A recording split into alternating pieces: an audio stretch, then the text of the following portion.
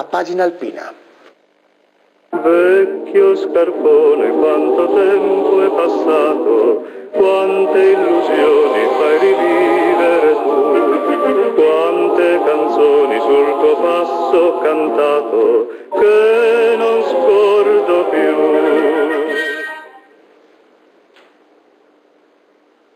Però è bello vedere, no? Hai capito questo cappello d'alpino? Farina ed acqua. Fratelli Martin, Roberto e Sergio, panificio, ma Luca, ho capito che, hai capito? Ha fatto il calcolo, adesso ha fatto anche gli scarponi, quindi prima o dopo arriverà anche lo scarpone. Alla sinistra il cappello, una pinna rossa, e di qua lo scarpone, hai capito? Allora devo ringraziarvi perché mi state veramente sommergendo di fotografie e molti dicono, sai che dopo che hai fatto vedere la foto mi stanno scrivendo o telefonandomi fra di Naia per dirmi dove ci troviamo, ed è quello, insomma, questa era la mia idea, creare poi diciamo nuovamente l'aggregazione. Questa sera poi, perché ogni sera noi andiamo a proporvi poi tra la prima e la seconda edizione del giornale, ricordi alpini, no Alessandro? Ricordi alpini. E questa sera abbiamo iniziato con i gruppi ed è il gruppo Centro ad essere protagonista dei ricordi alpini.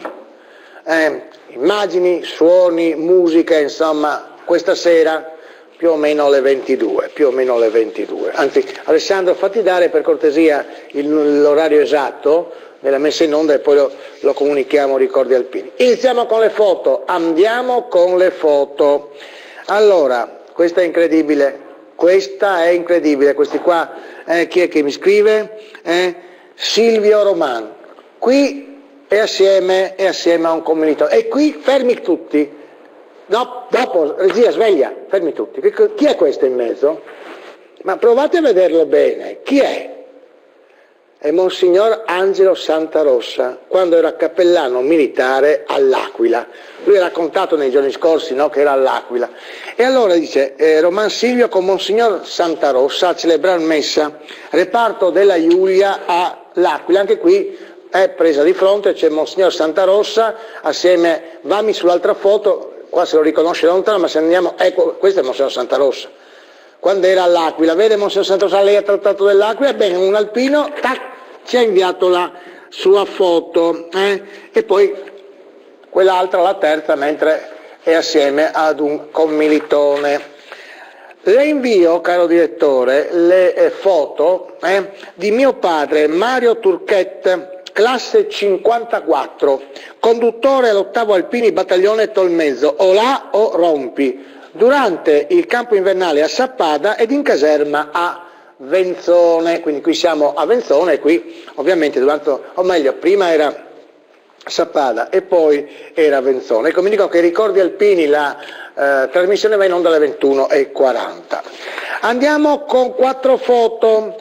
Invio 2 foto rappresentanti il periodo del Corpo degli Alpini, 8° Reggimento Battaglione Cividale, anno 1960, durante il campo invernale.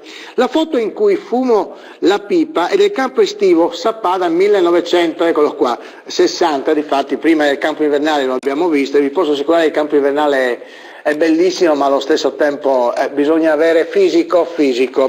La foto in cui sono in piedi invece è stata scattata quando sono stato richiamato alle armi al 7° Reggimento Battaglione Pieve di Cadore ed era il 1962, quindi un complimento a Gigi Gai.